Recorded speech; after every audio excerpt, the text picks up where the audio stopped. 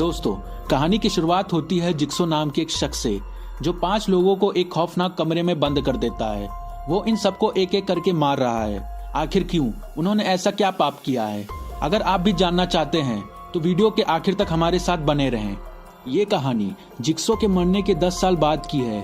दोस्तों, यहाँ पर एक आदमी पुलिस से बचकर भाग रहा था। वो एक छत पर चढ़ जाता है जहाँ उसे एक क्रॉस का साइन और एक रिमोट दिखाई देता है।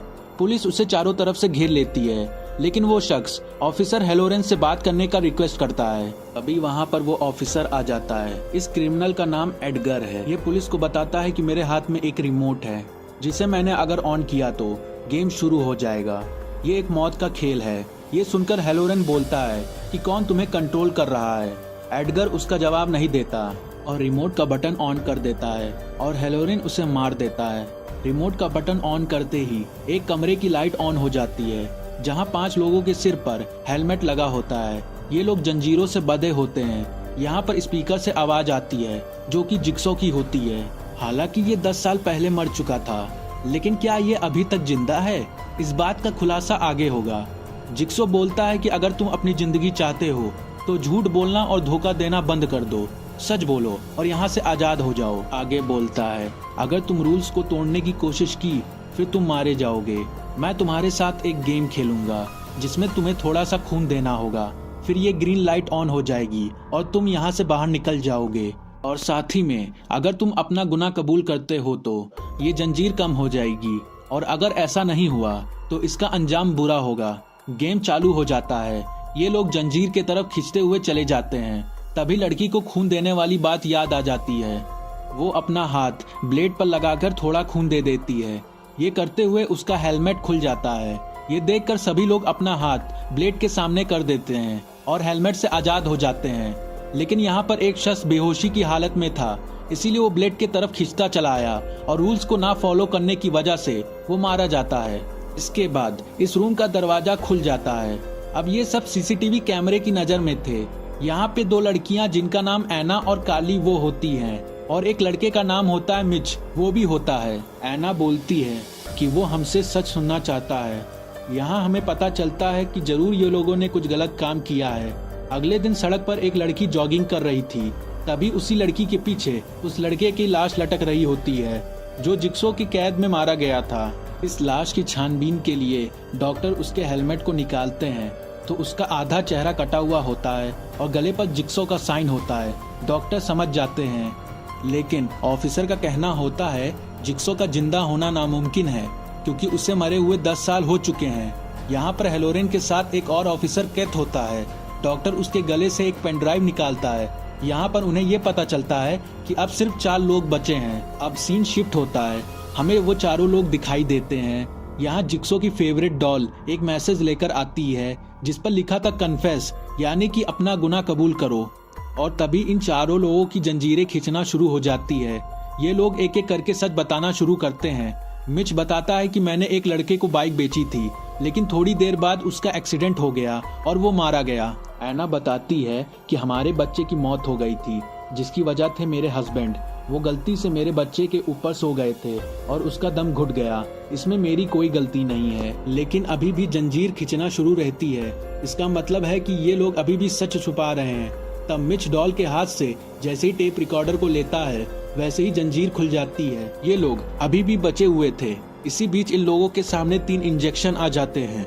जिक्सो बताता है इस गेम की शुरुआत उस धोखेबाज से होगी जिसने पर्स को चोरी किया था। जब तुम लोग बेहोश थे तो उस चोर को जहर का इंजेक्शन लगाया था। इन इंजेक्शन में से एक में एंटीट्यूड और दूसरे में तेजाब है। अगर तुमने सही इंजेक्शन चुना तो तुम्हारी जंजीरें खुल जाएंगी, लेकिन अगर गलत चुना तब तुम सब मारे जाओगे। जिक्सो की बात सुनकर ये सभी लोग एक दूसरे की तरफ देखने लगते हैं। एना कहती है कि जिसने उस लेडी को मारा था उस चोर के शरीर पर इंजेक्शन का निशान होगा। ये लोगों को पता चल जाता है कार्ली ही वो चोर है, इसीलिए रियान उससे सच बोलने को कहता है। कार्ली बोलती है इसमें मेरी कोई गलती नहीं है। ये सुनते ही जंजीरें दोबारा खींचना शुरू हो जाती है और रियान कार्ली के शरीर में वो तीनों इंजेक्शन इंजेक्ट कर देता है और कार्ली की आंखों और गले से खून निकलना शुरू हो जाता है और उसे दर्दनाक मौत की सजा मिलती है। कार्ली के मरने से पहले बताया जाता है कि उसकी जिंदगी की कीमत $3.50 है। इससे हमें पता चलता है कार्ली ने $3.50 चुराए थे, और यही इनके अगले डोर का कोड था। दूसरी तरफ एक ऑफिसर को दिखाया जाता है। वो कहता है ये आवाज जिक्सो से मिलती जुलती है, लेकिन वो कहता है ऐसे कैसे हो सकता है, जिक्सो को तो मरे हुए 10 साल हो चुके हैं। फिर सीन शिफ्ट होता है और हमें दूसरा रूम दिखाया जाता है। यहाँ पर ऐना चीख चीख कर कहती है कि इसमें मेरी कोई गलती नहीं थी, मेरा बच्चा गलती से मरा था, फिर मुझे उसकी सजा क्यों दी जा रही है। यहाँ पर 2 दरवाजे थे जिन पर नो एग्जिट लिखा था, लेकिन रियान यहाँ से बाहर जाने के लिए दरवाजे को तोड़ने लगता है और जिक्सो के रूल्स के खिलाफ जाता है। तभी फ्लोर टूट जाता है और रियान का पैर नीचे चला जाता है। वहाँ वायर उसके पैर को कस के जकड़ लेता है। यहाँ मिच को एक टेप दिखाई देता है जिसे निकालने के लिए वो एक लकड़ी की मदद लेता है, लेकिन वायर की वजह से वो टूट जाती है। फिर वो हाथ से ही उठा लेता है, टेप को ऑन करता है। जिक्सो उनसे कहता है कि मैंने तुमसे मना किया था कि रूल्स को मत तोड़ना, लेकिन अब तुमने रूल्स को तोड़ ही दिया है, तो इससे बचने के लिए तुम्हें इस हैंडल को खींचना पड़ेगा, जिसके बाद तुम आजाद हो जाओगे। इस आजादी का मतलब था अब रियान को अपना पैर गंवाना पड़ेगा। अब यहाँ पर हमें डॉक्टर लोगन दिखाए जाते हैं जिन्हें कार्ली की लाश मिल चुकी थी, और साथ ही में जिक्सो का लेटर भी जिसमें लिखा था कि अब सिर्फ 3 लोग बचे हुए हैं। ये लोग इस बॉडी की छानबीन करते हैं और दूसरी तरफ दोनों ऑफिसर को डॉक्टर लोगन और उनकी असिस्टेंट पर शक होने लगता है। इन सब के पीछे इनका हाथ है। कहानी यहाँ फिर 3 लोगों पर घूमती है। मिच और ऐना यहाँ से निकलने के लिए एक रूम में जाते हैं। ये एक चिमनी रूम था। यहाँ इन्हें एक टेप दिखाई देता है जिसे देखते ही ये लोग उस टेप को खींच देते हैं, जिसके बाद इस कमरे का दरवाजा बंद हो जाता है। जिक्सो की वीडियो शुरू हो जाती है। तुम लोगों ने बहुत से झूठ बोले हैं, तुम लोगों ने बहुत से गुनाह किए हैं, तुम्हारे पास बचने का सिर्फ एक ही रास्ता है, वो है रियान। अब यहाँ ऐना और मिच एक कमरे में बंद थे और अनाज गिरने लगता है, और साथ ही में कुछ नुकीली चीजें जैसे कि ब्लेड और चाकू ये सब भी गिरना शुरू हो जाते हैं। रियान इन लोगों को बचाने के लिए लीवर खींच देता है और उसके पैर के 2 टुकड़े होकर नीचे गिर जाते हैं। इधर हमें वो ऑफिसर दिखाए जाते हैं जो डॉक्टर के असिस्टेंट से पूछताछ करते हैं। डॉक्टर बताते हैं कि आपके असिस्टेंट जिक्सो की वेबसाइट जिसमें वो लोगों को मारने का तरीका बताता है उस पर काफी ज्यादा एक्टिव रहती हैं, लेकिन इनके पास उनके खिलाफ कोई सबूत नहीं था, इसीलिए वो उन्हें छोड़ देते हैं। अगले सीन में डॉक्टर और उसकी असिस्टेंट दोनों क्लब में एक साथ दिखाई देते हैं, जहां असिस्टेंट कहती है कि ऑफिसर हमें फंसाना चाहता है। उसके बाद वो डॉक्टर लोगन को जिक्सो के पुराने वाले घर में ले जाती है जहां उसके सारे ट्रैप हैं। दोनों को यहां देखकर एक ऑफिसर चुपके से इनके वीडियो रिकॉर्ड कर लेता है। यहाँ सीन फिर से इन तीनों पर शिफ्ट होता है और हमें मिच का नाम दिखाई देता है।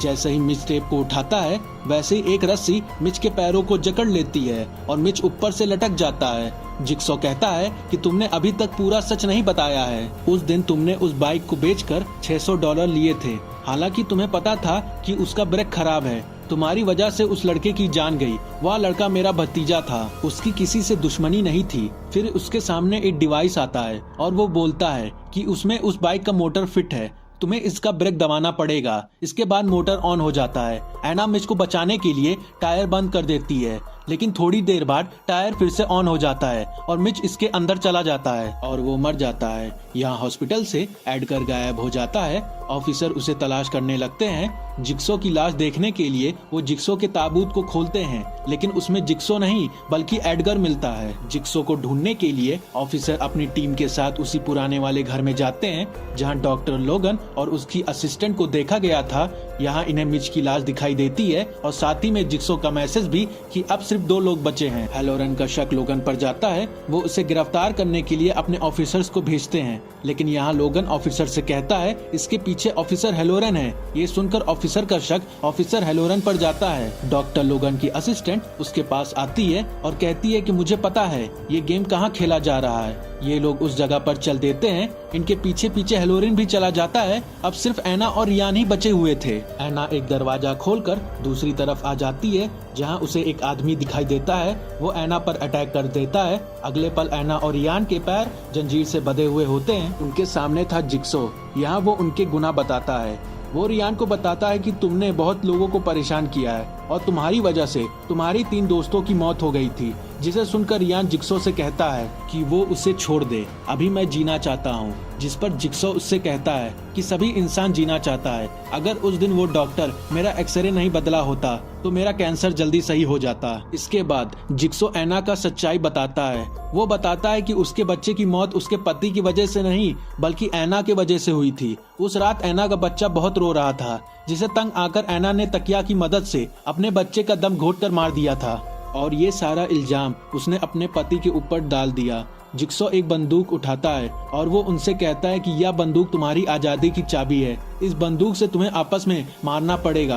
बाहर जाते ही एना बंदूक को उठा लेती है और रियान की तरफ कर देती है। रियान उसे ऐसा करने से मना कर रहा है और कहता है यह जिक्सो की एक चाल है, पर एना उसकी बात नहीं सुनती और ट्रिगर को चला देती है।